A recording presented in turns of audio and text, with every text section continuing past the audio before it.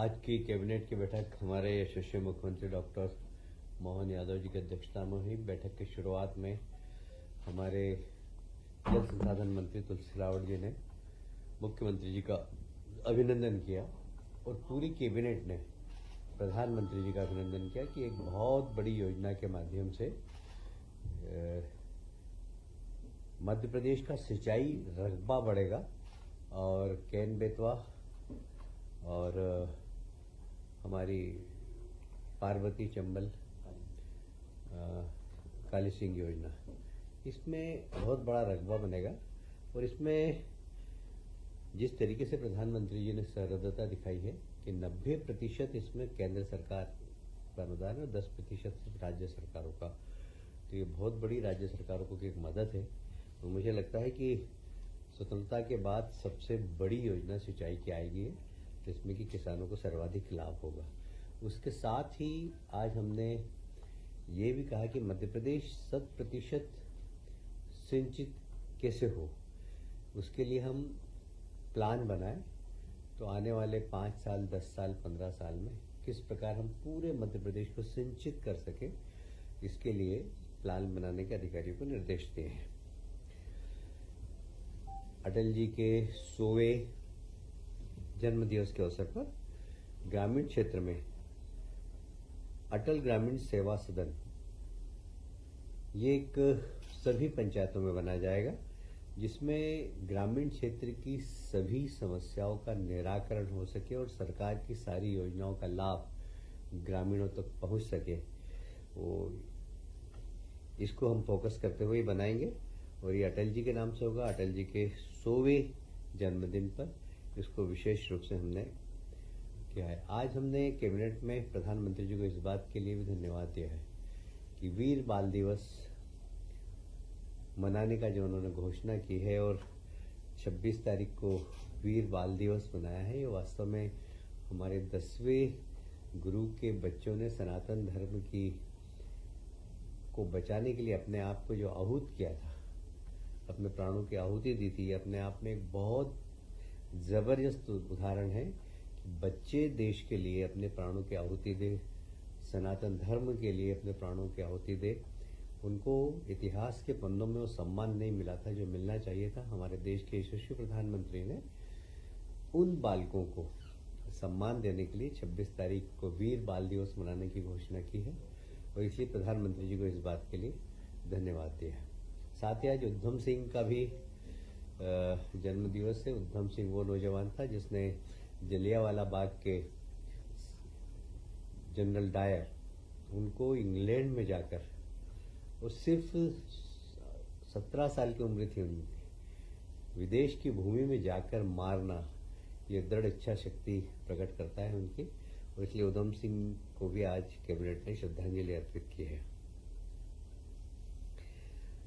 कल स्वामित्व योजना के अभी 11:30 बजे मंथन का कार्यक्रम है और उस मंथन में हम पूरे ही जितने विभाग है उनके वर्तमान की योजना और भविष्य की योजना, इसके ऊपर विचार मंथन करेंगे। जल कल्याण शिविर आप सब जानते हैं, अभी हमने सभी जिलों में जल कल्याण शिविर लगाए थे, जिसमें 70% से अधिक जिलों में बहुत सफल जन कल्याण शिविर लगे हैं, जिसमें आयुष्मान कार्ड, खसरा की प्रतिलिपि, कुछ निर्माण के कार्य, कुछ हमारे किसानों की छोटे छोटे पंजीयन के काम, ये सारे कामों का निराकरण इन शिविरों के माध्यम से किया गया। और जैसा कि आज मुख्यमंत्री जी ने अवगत भी कराया कैबिनेट में कि सबसे ज़्यादा फॉर्म उज्जैन में प्राप्त हुए 94,000 इन सब समस्याओं के लिए।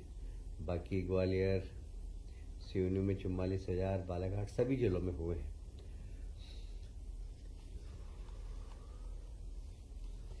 एक बहुत महत्वपूर्ण और सरकार ने निर्णय लिया है, आप सभी जानते हैं, हमने अपने चुनावी संकल्प पत्र में धान के किसानों को बोनस देने की घोषणा की थी। हमने एक दिन के अंदर 2 करोड़ लोग आएंगे। 2 करोड़ लोग स्नान कर सके, इसके लिए घाट बड़ा हो, तो एक 29 किलोमीटर का घाट हम बनाने का प्लान कर रहे हैं, जो शनि मंदिर से प्रारंभ होगा, रामघाट तक जाएगा। इसकी लागत लगभग 778 करोड़ रुपए होगी और यह शिप्रा नदी के दाएं साइड में शनि मंदिर से नागदा बाईपास तक बनेगा।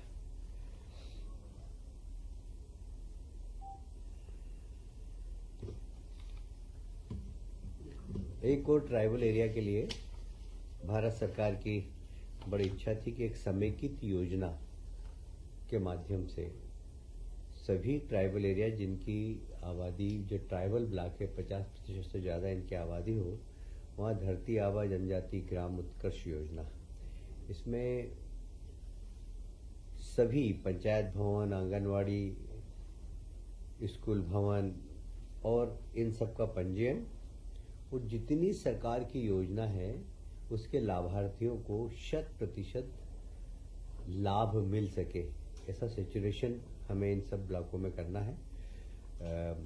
आप सभी जानते हैं मध्य प्रदेश में आदिवासी भाइयों की संख्या ज़्यादा है, तो मध्य प्रदेश में 55 में से 52 जिलों में हमारे आदिवासी भाई हैं जिनको कि इस योजना का लाभ मिलेगा।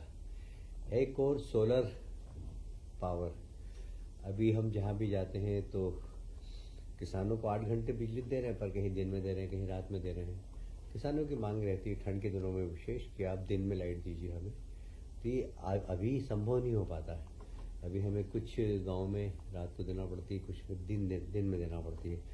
तो हमने एक योजना निकाली है कि जितने भी सोलर प्लांट है, तो जितने भी 11 केवी के फीडर्स हैं उन फीडर्स को सोलराइज करना, उनको सोलर प्लांट से जोड़ना।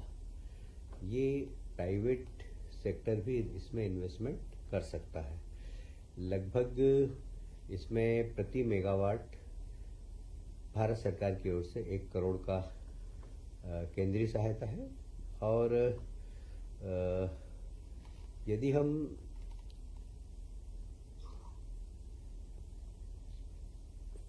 प्रति मेगावाट, इसमें 4 करोड़ का खर्चा है, 70% लोन मिल जाता है और इसका लक्ष्य यही है कि किसान भाइयों को दिन में भी हम बिजली दे सके, पर्याप्त बिजली दे सके और एक कार्बन क्रेडिट के लिए हम सब लोग बात करते हैं, उसका लाभ भी हमारे प्रदेश को मिल सके, इसलिए हम इस पे काम कर रहे हैं।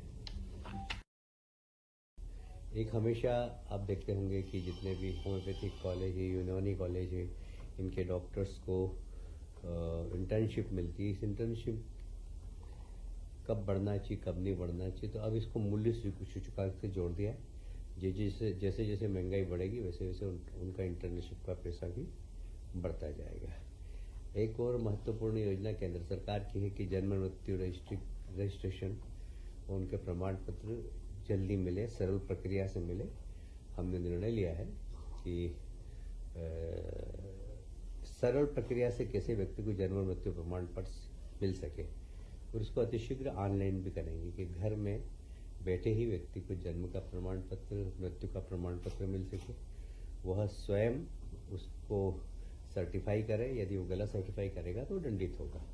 इस प्रकार के प्रावधान उस फॉर्म के अंदर होंगे, तो जिससे कि उसको जल्दी जन्म और मृत्यु के प्रमाण पत्र मिल सके।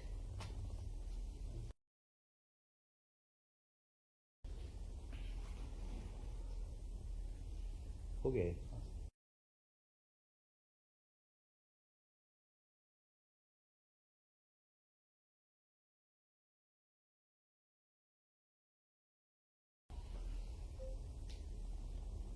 ये पार्वती काली सिंह चंबल योजना है। ये 13 जिलों के अंदर लगभग इस योजना का लाभ मिलेगा और इससे 6.13 लाख हेक्टर नवीन सिंचाई की क्षमता बढ़ेगी।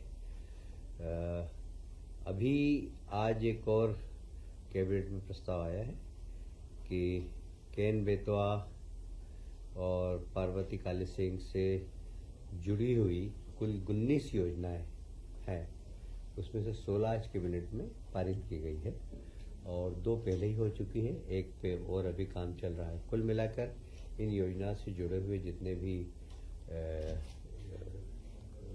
इनकी सिस्टर्स योजना है उन सब के ऊपर कैबिनेट ने स्वीकृति अपनी प्रदान कर दी है।